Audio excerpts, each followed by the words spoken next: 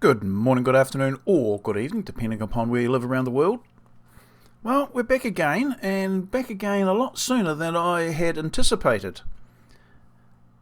It had been playing on my mind after I left the last video that how the heck do you create, in fact, if you recall in the last video, I made the comment that I have made I think an accurate enough dome that, in fact, I'll just get rid of some of this stuff so that you can see what I'm talking about, and then we can proceed with a wee bit more clarity. But I had made a dome that is a 2V dome. It was derived simply from joining the pentagons from a 3V dome, just drawing them up and banging them against each other, and that generated this dome.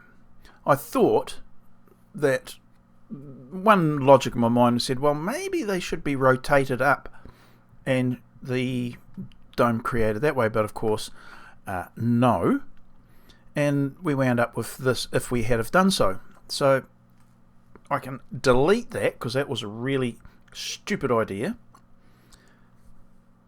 So I had to go and look at my favourite dome person, Paul Robinson, and look at his video, and I found it from a few years ago now. But when I was doing so, and I'm making this in March or April of 2024, I noted that Paul has had 22 years or more, but 22 years of dome building and designing. And I'm thinking, that's why he knows his stuff and knows it very, very well. Whereas I don't. I'm a builder, but not a dome builder.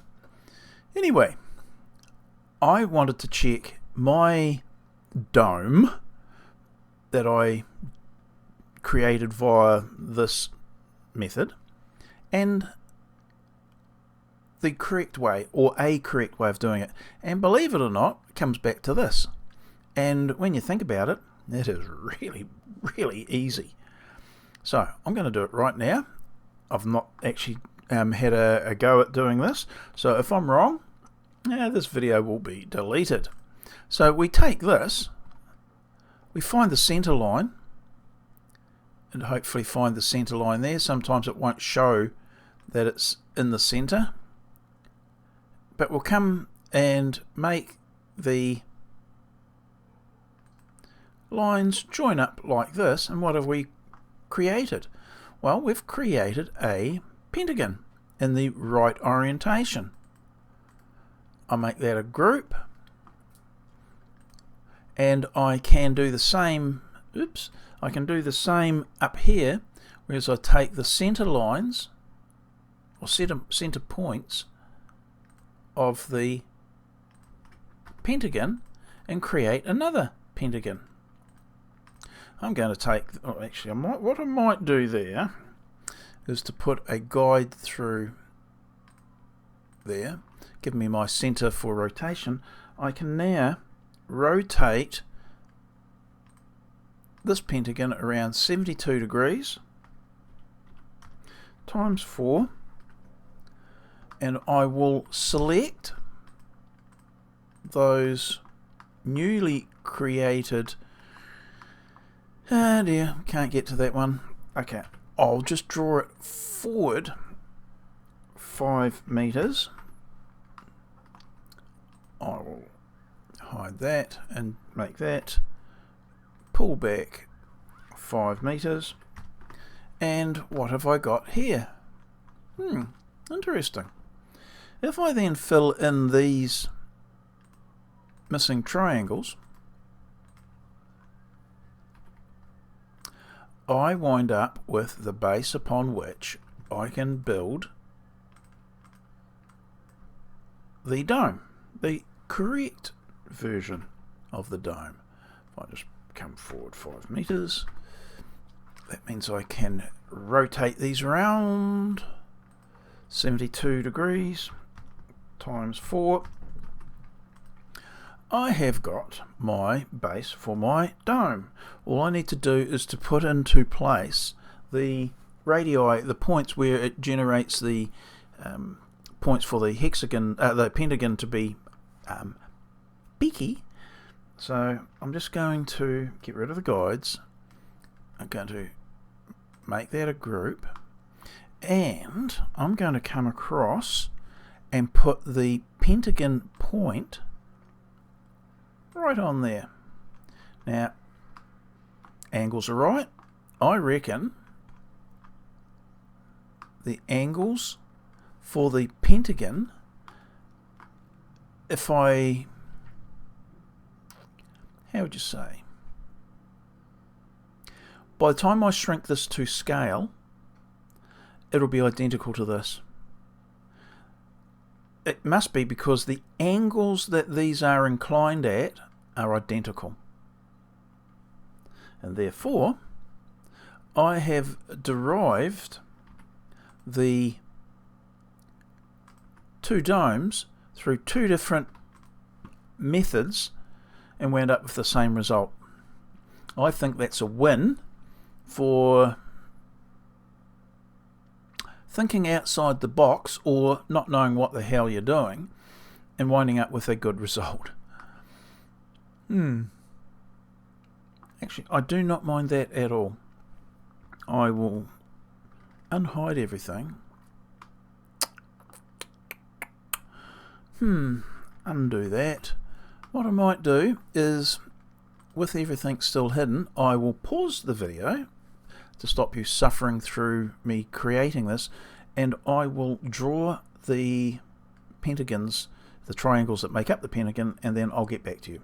So wait right there. And we're back again, and after a bit of painful mucking around, mainly because I wanted to rescale both of the models so that they're the same size, I have.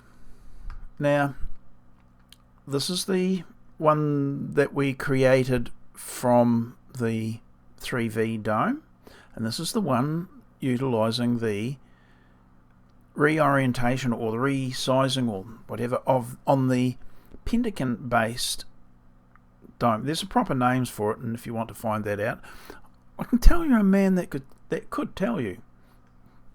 No prizes for guessing who that would be.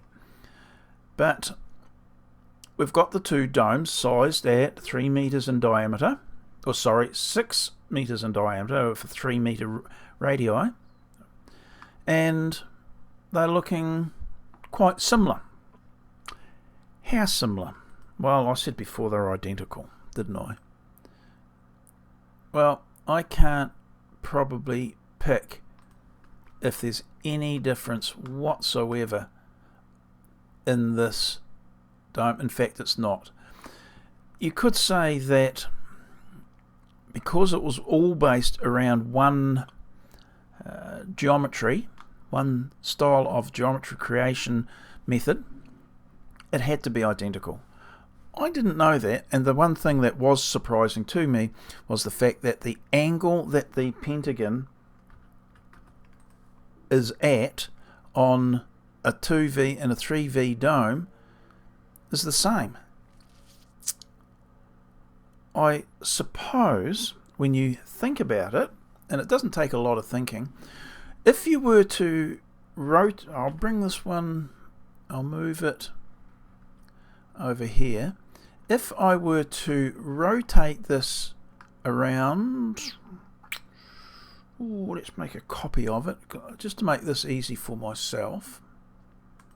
I'm going to rotate that round 180 degrees. Oops. Just the way that SketchUp sometimes remembers the part that you're rotating, how it was created. If I now move that into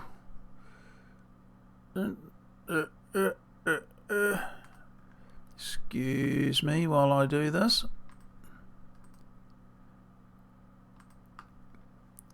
Whoa, what have I... oh, there we go.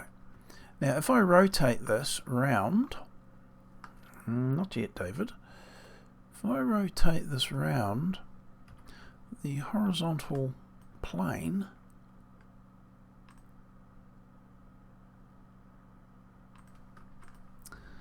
I haven't got a full half dome, of course, because the arc isn't a complete half dome. So I need to be able to separate it by one row of, how would you say, one row of triangles, like here. So that, and this is orientated wrong, I notice, so there's a wee bit more to it than that. But nonetheless, if I were to,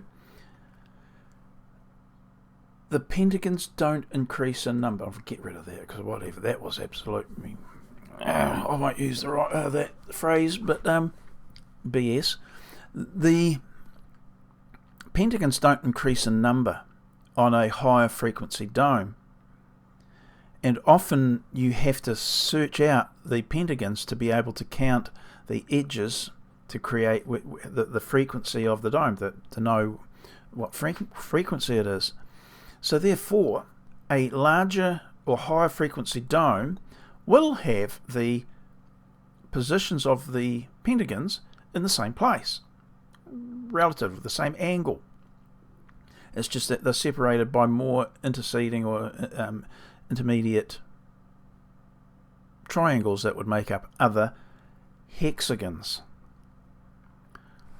Again, as I said, that is logical when you give it a half a thought, but because I was so engrossed in the drawing process, you sometimes forget about the logic behind what it is that you're doing. A friend of mine who is a, how to say, a very reputable architect did make a comment many years ago when the introduction of CAD drawing was just starting, that he does not like the process of having to use a computer to draw. Whether he was capable or not, I don't know, but he did make the comment that when you are interrupted in the creative process from pen and paper, you can sometimes block that natural appreciation and understanding. That may be a generational thing. He's a wee bit older than me, and that may well be, as I said, a generational thing where the younger, more experienced people on CAD probably don't have that same issue. I do wonder. I have no way to determine that, but it was a process that sometimes you are concentrating on the interface, i.e. the keyboard and the screen, and not thinking about the bigger picture. Anyway, 2 methods to gain the creation of a 2V dome. I think that's a success if nothing else, and I've got to say, quite easy. Rightio, that's it. I'm going to wander off. This probably ends this series of videos, and for those that were following along just for the sheer heck of it, you're probably pleased. Okay, I'm happy with this conclusion. We'll see you in another video. Bye now.